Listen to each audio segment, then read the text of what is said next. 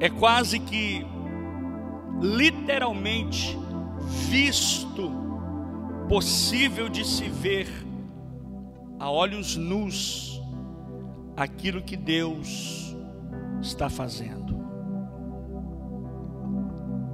Essa mensagem que eu vou pregar nesta hora, eu a preparei no avião vindo para cá, escrevendo no meu celular, fazendo o esboço dela, e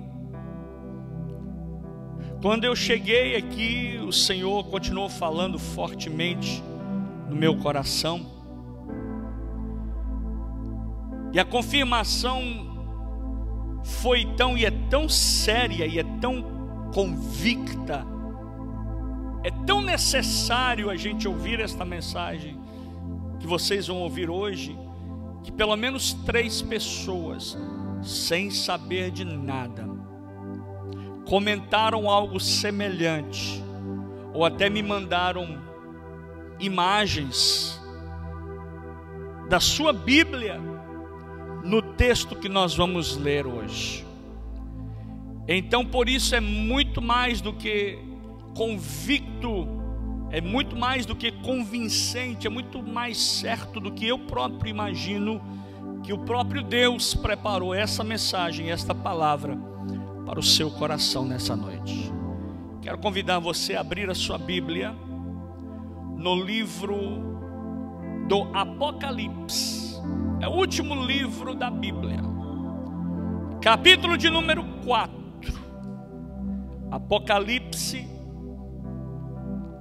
capítulo de número 4, a partir do verso 1, diz assim: depois destas coisas, olhei, e eis que estava uma porta aberta no céu, e a primeira voz que, como de trombeta, ouvira falar comigo, disse: sobe aqui, e mostrar-te-ei as coisas que depois destas devem acontecer. E logo fui arrebatado em espírito, e eis que um trono que estava posto no céu, e um que estava assentado sobre o trono, e o que estava assentado era, na aparência, semelhante à pedra de jaspe e de sardônica, e o arco celeste estava ao redor do trono, e era semelhante à esmeralda.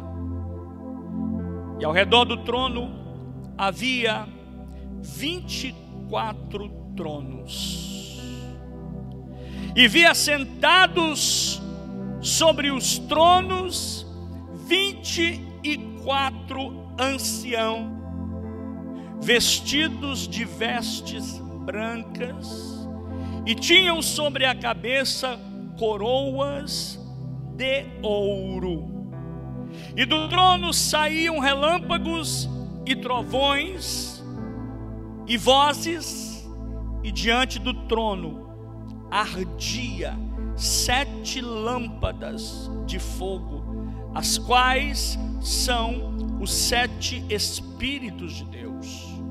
E havia diante do trono como mar de vidro, semelhante ao cristal, e no meio do trono e ao redor do trono eu vi 4 animais cheios de olhos por diante, na frente e por detrás.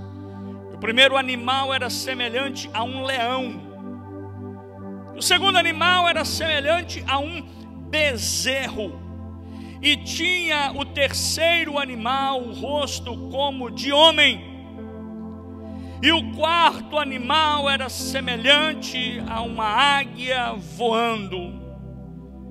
Os 4 animais tinham cada um, respectivamente, 6 asas, e ao redor e por dentro estavam cheios de olhos, e não descansavam nem de dia e nem de noite, dizendo: Santo, Santo, Santo é o Senhor dos exércitos, é o Senhor Deus, o Todo-Poderoso, que era e que é e que há de vir.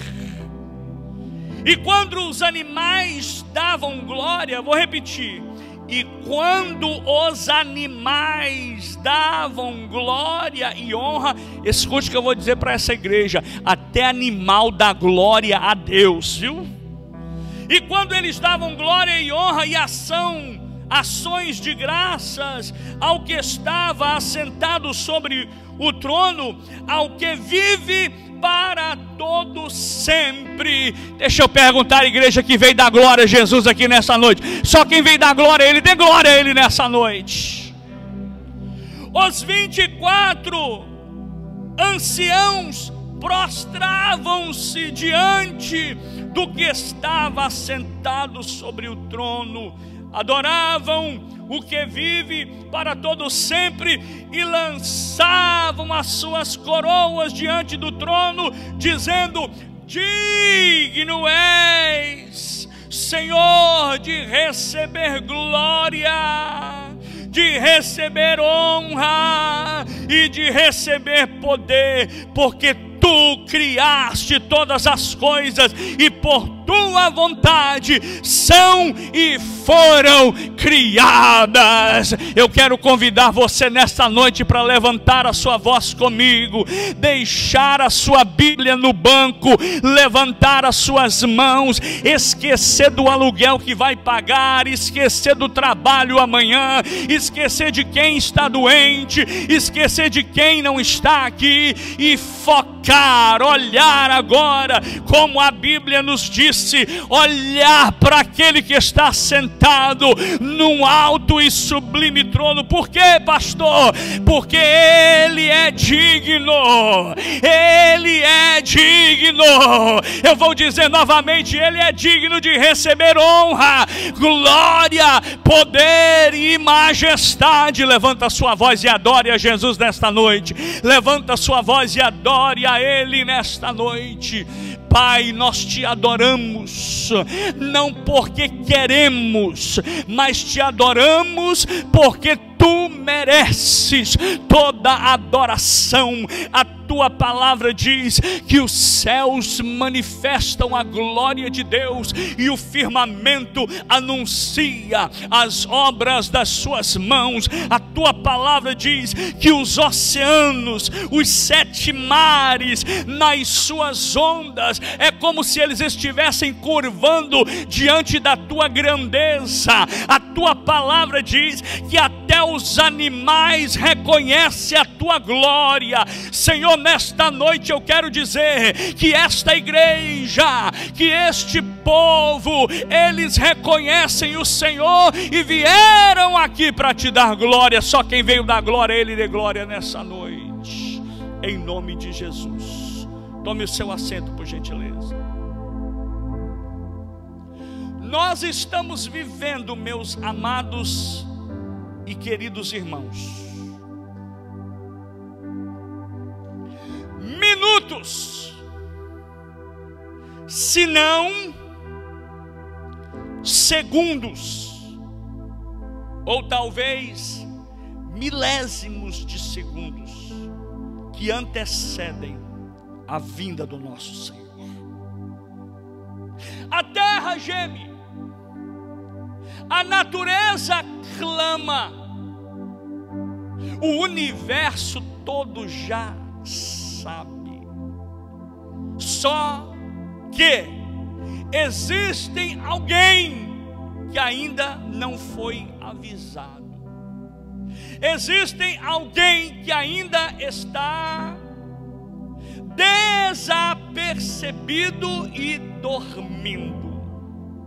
Eu quero que esta palavra fique intrínseca, guardada registrada nas tábuas do seu coração. Eu gostaria que ninguém se locomovesse agora. Eu gostaria que, se as crianças pudessem estar ao lado dos seus papais, que elas ficassem ao lado dos seus papais. Se o seu filho não está do seu lado, por gentileza, convide-o para estar do seu lado agora. Nós estamos vivendo momentos em que nós não podemos vacilar. É muito sério o que está acontecendo no universo agora. Pastor, o senhor sabe o momento? O senhor sabe o dia?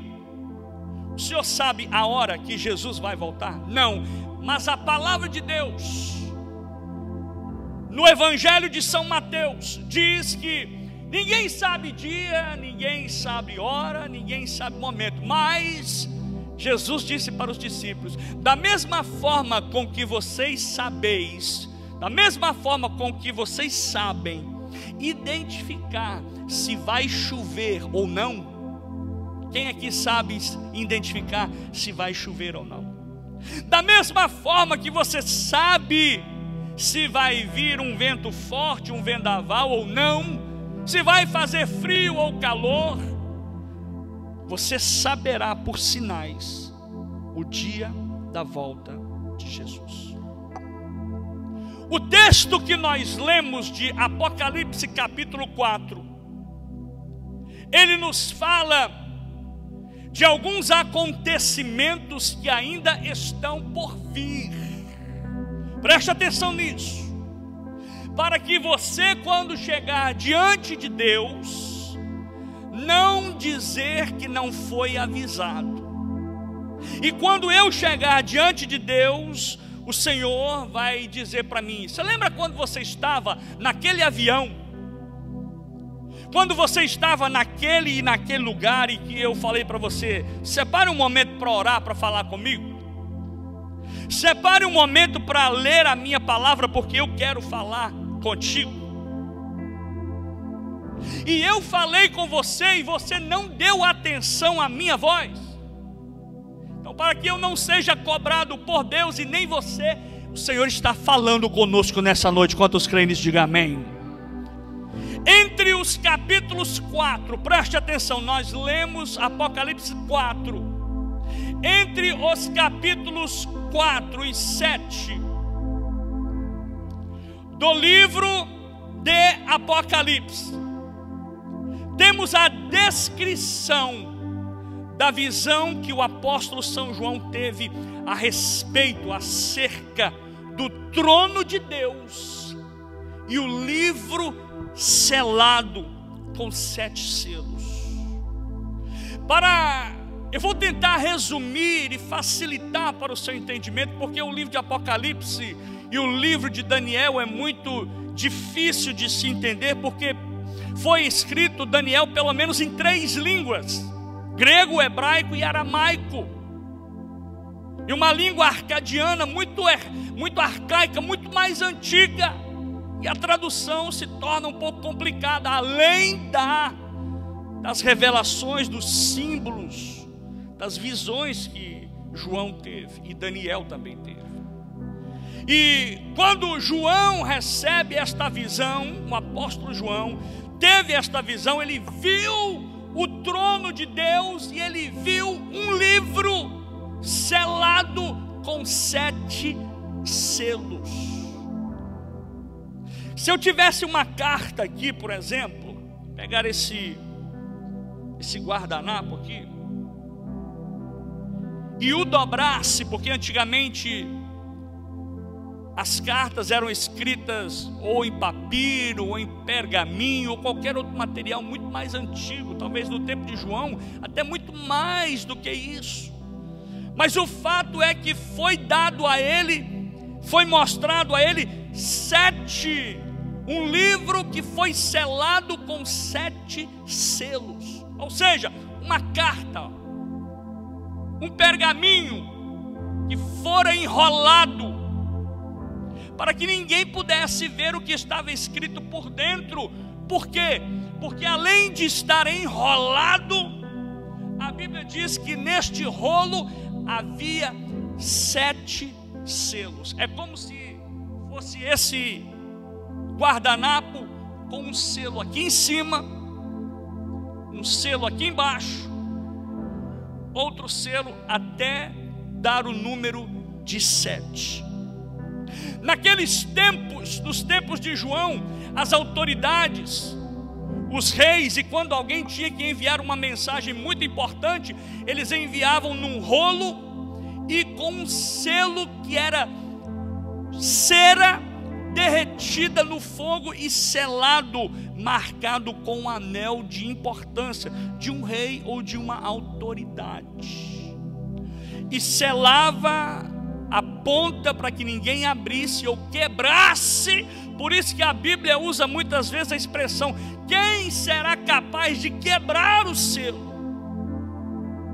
Porque era carimbado com um anel de valor e de significado importante, e depois de seco endurecia e só poderia ser aberto se quebrasse, se fosse quebrado.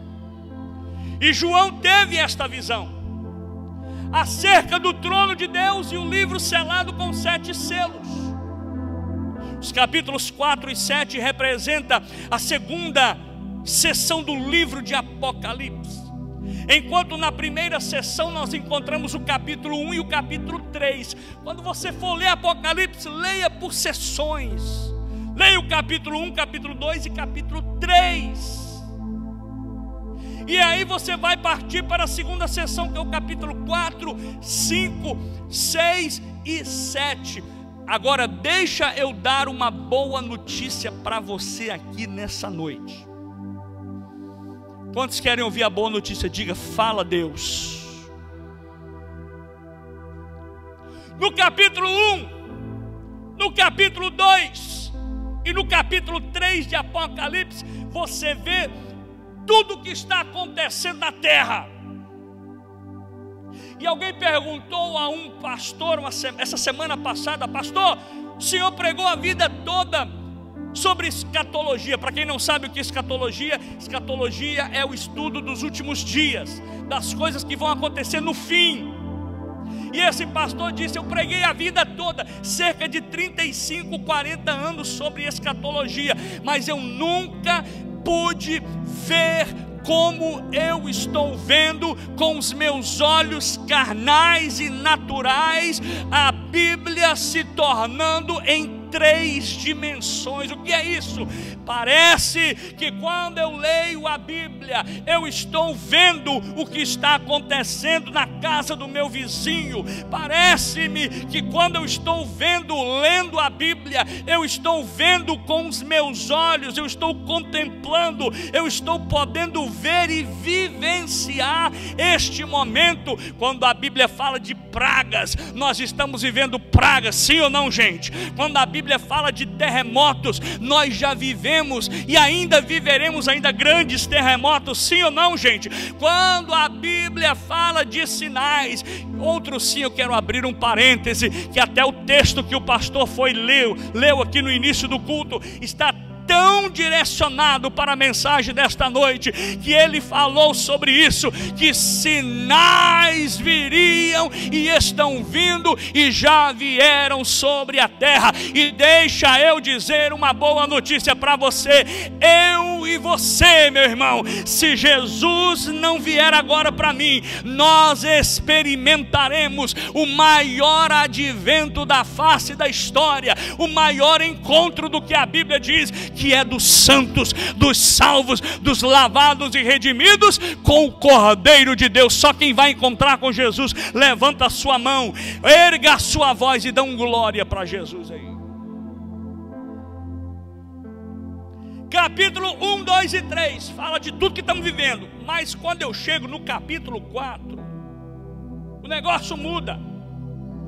O capítulo 4 diz assim: depois destas coisas olhei, e eis que estava uma porta aberta no céu, e a primeira voz, que como de trombeta ouvira falar comigo, disse: sobe aqui. João estava onde? Ele estava na ilha de Patmos, exilado e isolado. Ele estava sozinho, ele não estava delirando. Aí de repente ele ouve a voz do Senhor, porque ele conhecia a voz do Mestre.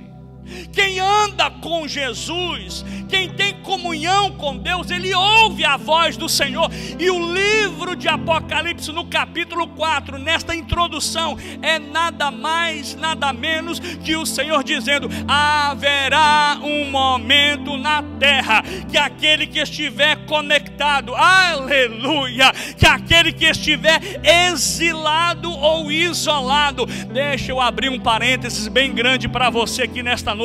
Tudo que João viveu, tudo que a Bíblia escreve sobre a vida deste homem neste capítulo está relacionado a você e a mim, porque quem anda na verdade, quem anda nos caminhos do Senhor, quem busca a palavra de Deus, quem ora, quem jejua, quem consagra a sua vida, quem tem compromisso com a obra de Deus, é como vivesse exilado. Ele está sozinho, ele não é entendido, ele não é compreendido. Alguém pergunta: por que você não trabalha tanto assim como todo mundo trabalha? Porque ele sabe que a confiança dele está no Senhor. Ele sabe que ele está aguardando o momento da sua redenção. Ele sabe que um momento ou outro Jesus voltará e ele vai ouvir a voz do Senhor Jesus. Estamos vivendo como João, exilados e isolados.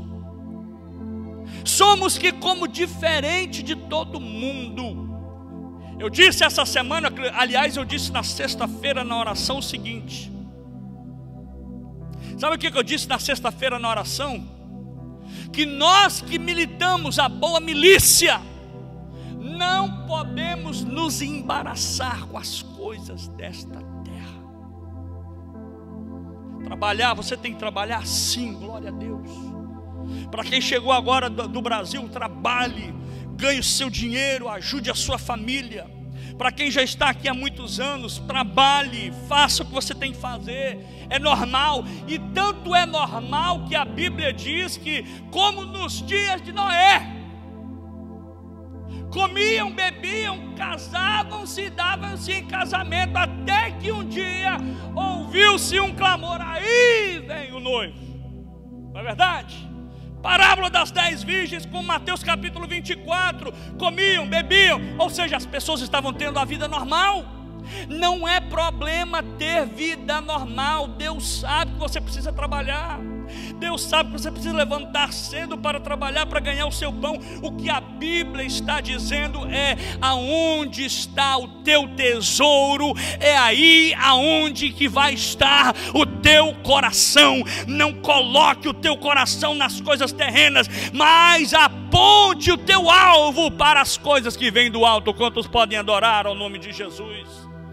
João tem a visão de Cristo no meio da sua igreja, e com ele conhece profundamente, tratando de seus problemas, tentando proteger e prometendo a eles a vitória. Agora João tem uma visão como as coisas acontecem na perspectiva do trono de Deus, e também sobre as tensões que a noiva de Cristo enfrentará até a sua segunda vinda.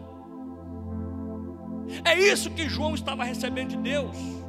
Ele estava recebendo uma mensagem dizendo que o Senhor está prometeu, e Ele é fiel para cumprir a sua promessa, que daria àqueles que perseverassem, àqueles que lutassem, àqueles que mantivessem firmes, a vitória, porque viriam momentos de perseguição sobre a terra, viriam momentos de caos e de angústia das nações. Você não acha que as nações estão gemendo? Você não acha que os povos da terra estão clamando por help, help, somebody help me? Esta semana eu vi, e eu acredito que se não todos viram nos noticiários, a imagem de um pai e de uma mãe levantando um filho, um bebezinho, lá no muro, lá no Oriente Médio, tentando passar para os guardas, para os soldados, a criança, porque eles estavam dizendo: olha que coisa difícil para um pai, você teria coragem de fazer isso?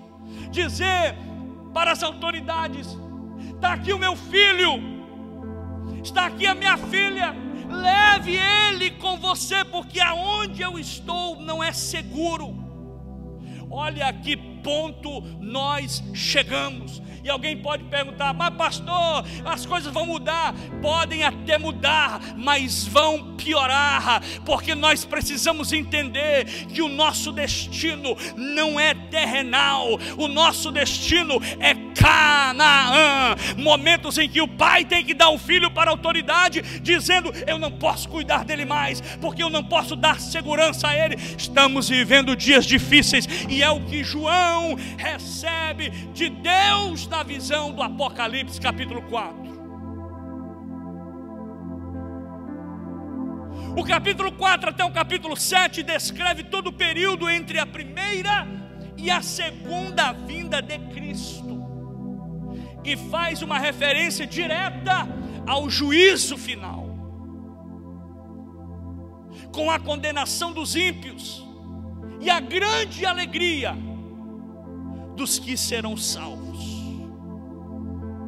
A primeira visão que João tem da revelação de Deus, no capítulo 4, ele vê o trono de Deus. Escute o que eu vou dizer para você. Guarde esta palavra no seu coração.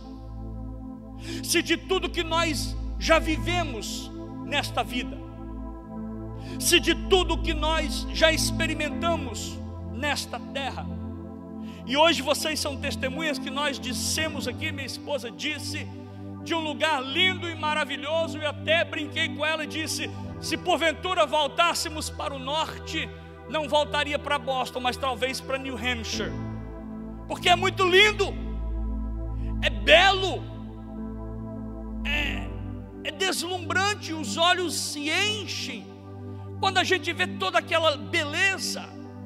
Mas tudo que eu já vi, tudo que eu já experimentei, toda alegria que eu já tive, não se compara à visão do trono de Deus. João olha, quando eu olho para o céu, eu vejo o céu do lado de fora, mas João não, ele vê o céu por dentro.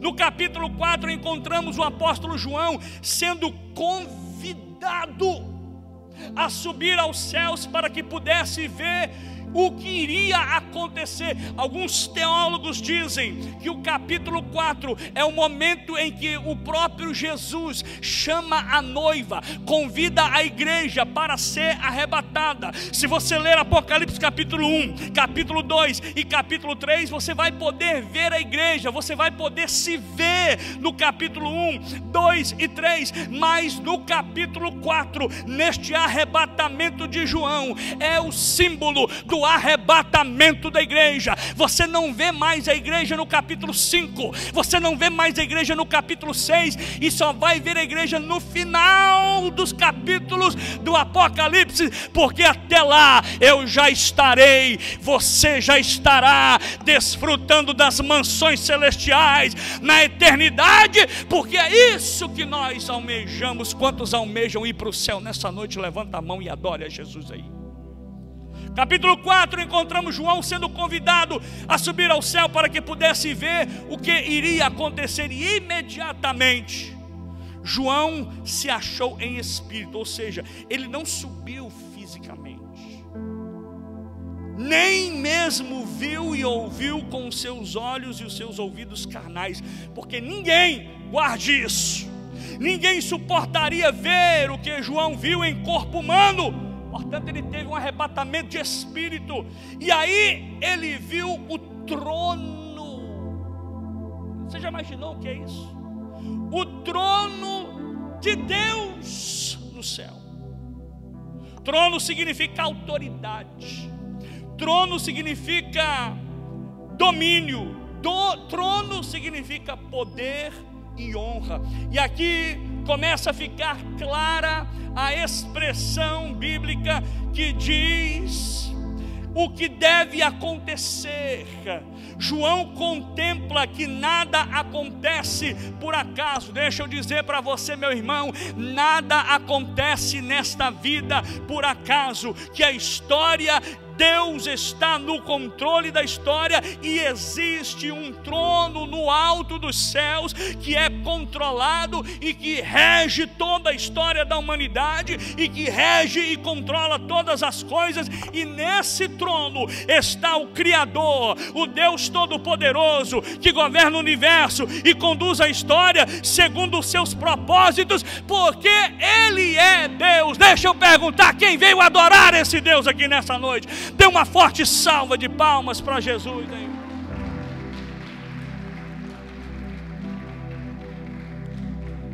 Na continuidade da visão de João, João vê que Deus está assentado sobre o trono. E lembre-se que o livro foi primeiramente escrito a quem? Às 7 igrejas da Ásia, cujos cristãos, escuta isso, gente, please listen to me. Os cristãos da época enfrentavam duras perseguições. Saber que Deus está assentado sobre o trono é certamente reconfortante para eles. As igrejas, as 7 igrejas, espiritualmente representam todas as igrejas de todas as épocas espiritualmente representadas. Portanto, esse consolo de João nesta visão que mostra as 7 igrejas também é um conforto para a igreja do século 21, é um conforto para mim e para você, é um conforto para todos nós, saber que Deus ainda está no controle. Deus é quem governa, Deus é quem tem a última palavra, Deus é quem faz o que lhe apraz, porque Ele é Deus. E João não consegue descrever propriamente Deus, ele fica atônito, ele fica, what is this? Ele não consegue entender, por causa do esplendor da sua glória, da sua majestade. Mas ele faz algo que me chama a atenção. O que ele faz? Ele destaca os atributos de Deus. Alguém me perguntou, você pode ver a Deus? Eu disse, eu não posso ver a Deus, mas eu posso senti-lo. Você pode ouvir a Deus, talvez eu não ouço Ele como você me ouve, mas eu ouço a sua voz falando no meu coração. Só quem tem comunhão com Ele é que pode ter isso, porque o nosso Deus governa. João, ele destaca os atributos de Deus e ele diz que o que ele viu, olha que lindo, gente, a visão que você vai ter. Você está pensando que ir na Disney é bonito? Pode ir, é maravilhoso aos olhos humanos. Você está pensando que ir nesses lugares aí monumentais é bonito? É bonito aos olhos de Deus, mas o que eu vou ver, o que você vai ver, não se compara. Paulo disse assim: as coisas que os olhos não viram, os que os ouvidos não ouviram, e ainda não subiu ao coração do homem, é o que está preparado para o Portuga, para a Nirlene, para a Elisângela, para o Wallace, para a Josi, para o Rogério, é o que está preparado para o Alex, é o que está preparado para a igreja, é o que está preparado para você. E se eu fosse você, eu levantava a minha mão e a glorificava ao Senhor, porque tem coisa grande te esperando no céu, meu irmão. Não vale a pena perder tempo nessa terra. Ele viu o trono de Deus e viu o Senhor sentado sobre o seu trono. Ele disse assim, que viu o que é semelhante a uma pedra de jaspe. Ou seja, no original, sabe o que João vê, pastor Rogério? Ele vê como se fosse uma pedra gigantesca de diamante brilhando. Alguém aqui já viu diamante? João viu uma pedra gigantesca. Ele diz que era uma pedra de jaspe. Era como se fosse um diamante enorme, translúcido, reluzindo luz e brilhoso. E ele viu uma pedra de sardônico, e ele viu uma pedra branca, pura e cristalina, que representa a santidade de Deus e a honra de Deus. Deixa eu te dar uma outra boa notícia nessa noite. Quantos querem ouvir uma boa notícia? Levanta a sua mão aí e diga: eu quero ouvir uma boa notícia. Quando eu chegar no céu, quando você chegar no céu, eu vou receber uma pedra branca. O que é essa pedra branca? Eu não sei se vai ser um carro celestial, se vai ser uma carruagem, mas pelo conteúdo histórico, pedra branca é simbolismo de honra. Quando eu chegar no céu, eu vou ser honrado pelo Senhor por ter permanecido fiel aqui nesta terra. Só quem quer receber uma pedra branca, levanta a mão e adora o nome de Jesus nessa noite. Pedra branca, pura, cristalina, que representa a honra, poder e a autoridade e a santidade de Deus. Já o sardônico, uma outra pedra, tudo isso é na entrada, viu gente? Olha aqui, tudo isso é na entrada. Ele vê, eu imagino que ele fica deslumbrado, pastor Wallace, com essa visão. Só na entrada. Você imagina só, se na entrada ele está vendo isso, como deve ser lá dentro? Pergunta. I gotta ask you a question. What are you doing on this earth?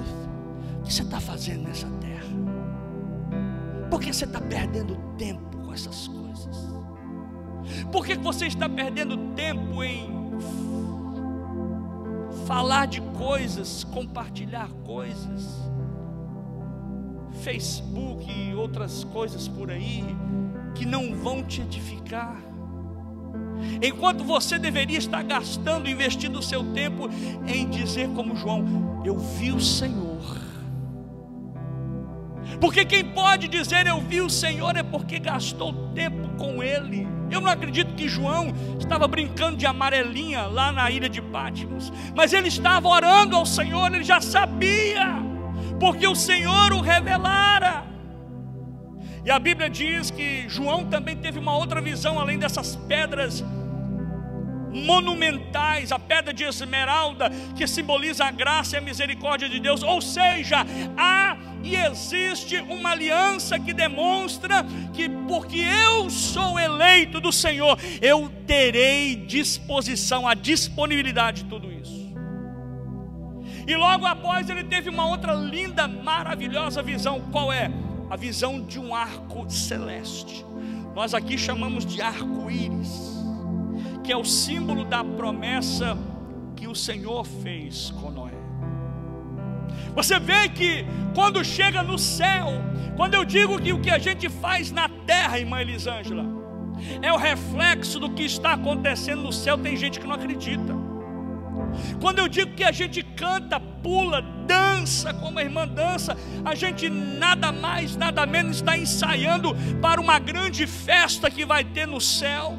Pessoas não acreditam, porque olha, se no céu não existissem o que a Bíblia está dizendo que João viu, porque quando ele entra, ele vê tudo isso, essas pedras, simbolismo da graça, simbolismo da autoridade, simbolismo da redenção, simbolismo da honra. Ele agora vê o símbolo do arco celeste, o arco-íris, que é, eu estou dizendo, é como se Deus estivesse dizendo: a minha promessa na terra ainda está de pé aqui no céu, para que quando você chegar aqui, você saiba que eu prometi, eu cumpri, porque eu sou Deus. Quantos podem adorar esse Deus maravilhoso, gente?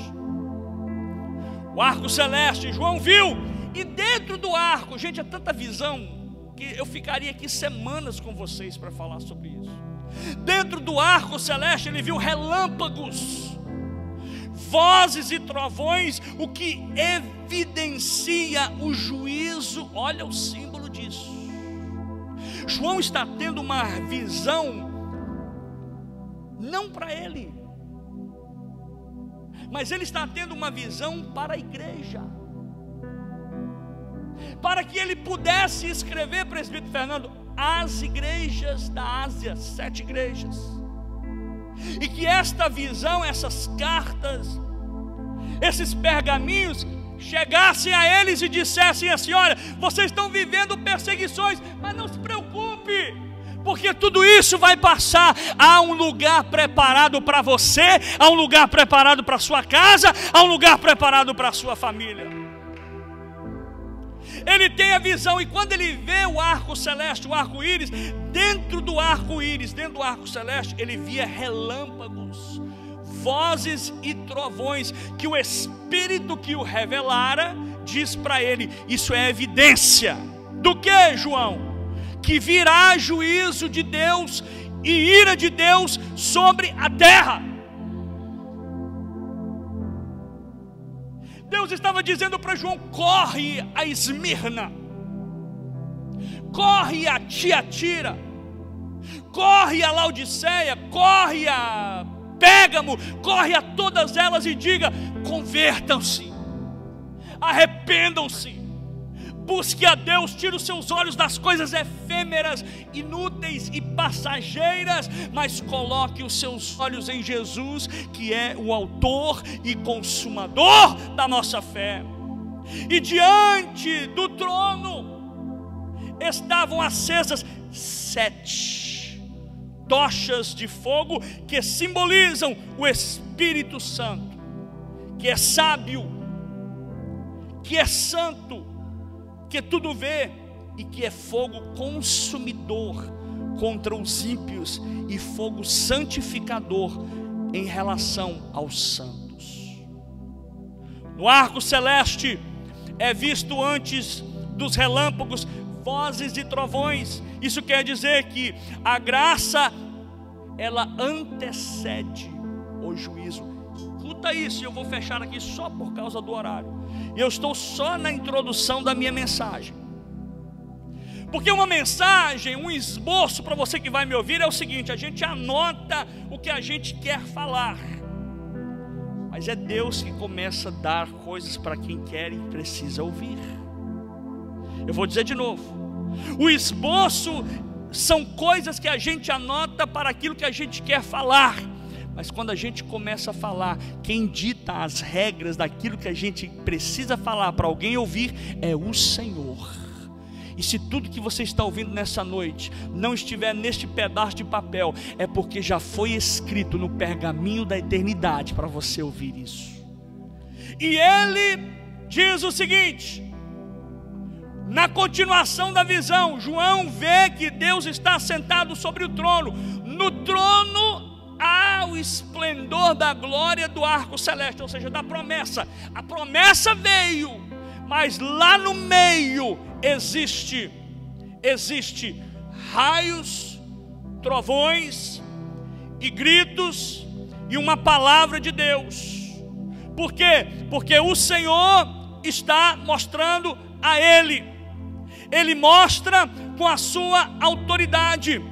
Quando ele recebe a visão, João vê que Deus está sentado sobre o trono, lembrando-se que o livro foi primeiramente escrito às igrejas cujos cristãos enfrentaram duras perseguições, dizendo que Deus governa, que Deus honra, que Deus opera, que Deus ajuda. E ele vê o arco celeste, outra visão de relâmpagos com vozes e trovões, que nos dá a evidência e a clara convicção que o juízo e a ira de Deus virá. Todas as vezes que vier o juízo e a ira, Deus está permitindo que haja a graça. Por isso, nesta noite, entre nesta graça, mergulhe nesta graça, entre pela prova, pela porta da graça, porque depois que a graça passar, eu vou dizer para você: eu não quero estar aqui depois que a igreja subir. Se você acha que coronavírus é terrível,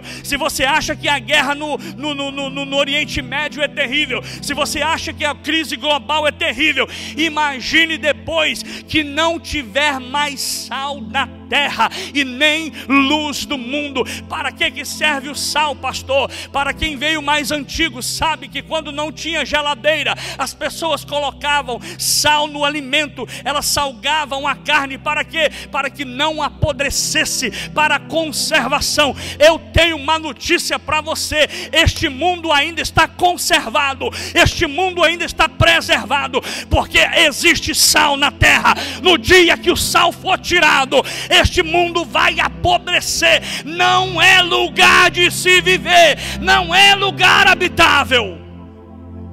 Quero convidar você a ficar de pé comigo e eu vou orar para encerrar. Eu ia falar sobre a visão dos 4 tronos de Deus. Pastor, você disse que tinha um, mas tem mais 4. Eu ia falar sobre os 24 anciãos. Eu não tenho tempo para falar sobre isso hoje, mas eu digo para você: o que eu disse é o suficiente e necessário para que você, meu irmão, você, minha irmã, esteja preparado para o grande dia do Senhor. Estão querendo nos afastar da presença de Deus, e aqui eu encerro com isso. Estão querendo nos distanciar da casa de Deus. Um dia pode, outro não pode. Ah, eu devo, agora eu não devo. Ah, será que eu vou ou se não vou? Acabo resistindo, relutando e sendo levado pelas ondas do sistema que nos corrompe. Mas a Bíblia vai dizer que aquele que perseverar até o fim, esse será salvo. Persevere, meu irmão. Amanhã pode ser muito tarde. Amanhã não sabemos